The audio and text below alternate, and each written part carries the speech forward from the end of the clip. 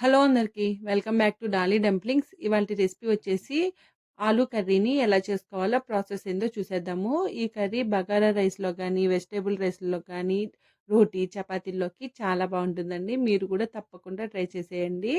ఇప్పుడు ఈ కర్రీని ఎలా చేసుకోవాలో ప్రాసెస్ చూసేద్దాము. దీనికోసం ముందుగా నేను ఇక్కడ ఒక పావు కేజీ బంగాళదుంపల్ని తీసుకొని శుభ్రంగా వాష్ చేసి తీసుకున్నానండి. ఇప్పుడు వీటిని ఉడికించుకోవడం కోసం ఒక కుక్కర్ గిన్నెని తీసుకొని ఈ బంగాళదుంపల్ని ఈ కుక్కర్ గిన్నెలో వేసుకొని ఒక గ్లాసు వాటర్ని పోసుకొని మూత పెట్టుకొని స్టవ్ ఆన్ చేసి మంటని మీడియం ఫ్లేమ్లో ఉంచి ఒక 4 విజిల్లు వచ్చే వరకు ఉడికించుకోవాలండి. 4 విజిల్లు వస్తే సరిపోతుంది. మరీ ఎక్కువ ఉడికించుకున్నారంటేను ఈ బంగాళదుంపలు అనేది నుజ్జైపోతుంది. ఇప్పుడు 4 విజిల్లు వచ్చిన తర్వాత స్టవ్ ఆఫ్ చేసేసుకొని ఈ బంగాళదుంపల్ని ఒక ప్లేట్లో తీసుకొని వీటిని కాస్త చల్లారిన తర్వాత పైన ఉన్న పొట్టుని తీసేసుకోవాలి. చూడండి, నేను ఇక్కడ వీడియో క్లిప్లో చూపించే విధంగా పొట్టుని అన్నిటికీ తీసేసుకోవాలి. ఇలా అన్నిటికీ తీసుకున్న తర్వాత ఈ బంగాళదుంపల్ని చిన్న చిన్న పీసెస్గా కట్ చేసుకోవాలండి. మరీ చిన్న ముక్కలుగా కట్ చేసుకోవద్దు. కాస్త మీడియం సైజ్ ముక్కలు ఉండేలాగా కట్ చేసుకోవాలి. మరీ చిన్న ముక్కలుగా కట్ చేసుకున్నారంటేను కర్రీలో ఇవి బాగా స్మాష్ అయిపోతాయండి. ఇలా అన్నిటినీ చిన్న ముక్కలుగా కట్ చేసుకొని పక్క పెట్టుకోవాలి. ఇప్పుడు స్టవ్ ఆన్ చేసుకొని కడాయి పెట్టుకొని ఒక 3 టేబుల్ స్పూన్ల వరకు ఆయిల్ వేసుకోవాలి. ఆయిల్ బాగా వేడిన తర్వాత ఇప్పుడు ఇందులో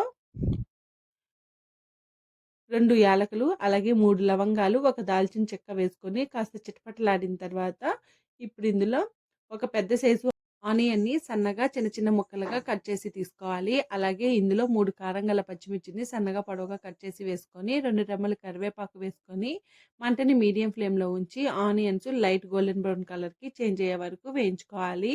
మరీ ఎర్రగా వేయించుకోవాల్సిన అవసరం లేదండి. ఇలా మధ్య మధ్యలో కలుపుతూ ఈ ఆనియన్స్ని వేయించుకోవాలి. ఇలా వేగిన తర్వాత ఇప్పుడు ఇందులో ఫ్రెష్గా రుబ్బుకున్న 1 టేబుల్ స్పూను అల్లం వెల్లుల్లి పేస్ట్ వేసుకొని అల్లం వెల్లుల్లి పేస్ట్లో నుంచి పచ్చివాసన పోయి లైట్గా గోల్డెన్ బ్రౌన్ కలర్కి చేంజ్ అయ్యే వరకు వేయించుకోవాలి. అలాగే ఈ అల్లం వెల్లుల్లి పేస్ట్ని బాగా వేయించుకోవాలండి, లేదంటే కర్రీ అంతా టేస్ట్ చేంజ్ అయిపోతుంది. ఇప్పుడు ఇందులో ఒక పావు టేబుల్ స్పూన్ పసుపు అలాగే 1/2 టేబుల్ స్పూన్ సాల్ట్ వేసుకొని ఒకసారి బాగా కలుపుకోవాలి. ఇలా కలుపుకున్న తర్వాత ఇందులో 2 టేబుల్ స్పూన్ల వరకు పెరుగుని వేసుకోవాలండి. పెరుగుని మరీ పుల్లగా ఉండే పెరుగుని వేసుకోకూడదు. కాస్త కమ్మగా ఉండే పెరుగునే వేసుకోవాలి, లేదా లైట్గా పుల్లగా ఉన్నా పర్వాలేదండి.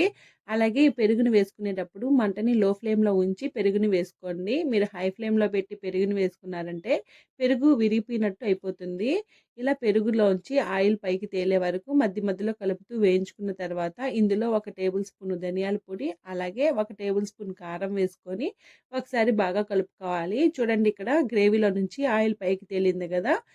ఇలా ఆయిల్ పైకి తేలిన తర్వాత ఇప్పుడు ఇందులో మనం ముందుగా ఉడికించి పెట్టుకున్న బంగాళాదుంప ముక్కల్ని వేసుకొని ఈ మసాలా అంతా ఈ బంగాళాదుంపలకి కలిసేలాగా ఒకసారి బాగా కలుపుకోవాలి. అలాగే మీరు బంగాళాదుంపల్ని వేసిన తర్వాత ఎలా అంటే అలా కలిపేసుకోవద్దండి, ఇవి మ్యాష్ అయిపోయే ఛాన్సెస్ ఉంటుంది.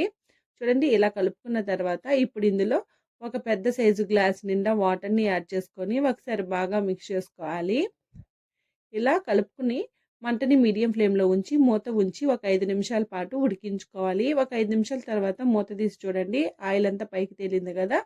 అలాగే ఈ కర్రీ అనేది ఇంకాస్త చిక్కబడాలండి.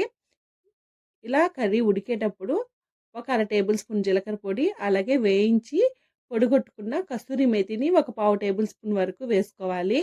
ఇందులోనే 1 టేబుల్ స్పూను గరం మసాలాను కూడా యాడ్ చేసుకొని సాల్ట్ సరిపోయిందో లేదో చెక్ చేసుకొని సాల్ట్ని అడ్జస్ట్ చేసుకోవాలి.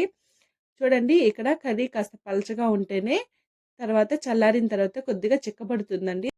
ఈ ఆలూ కర్రీని పలచగా ఉన్నప్పుడే స్టవ్ ఆఫ్ చేసుకొని దించుకోవాలండి. ఇప్పుడు లాస్ట్లో సన్నగా కట్ చేసిన కొత్తిమీరని యాడ్ చేసుకొని ఒకసారి బాగా మిక్స్ చేసుకోవాలి.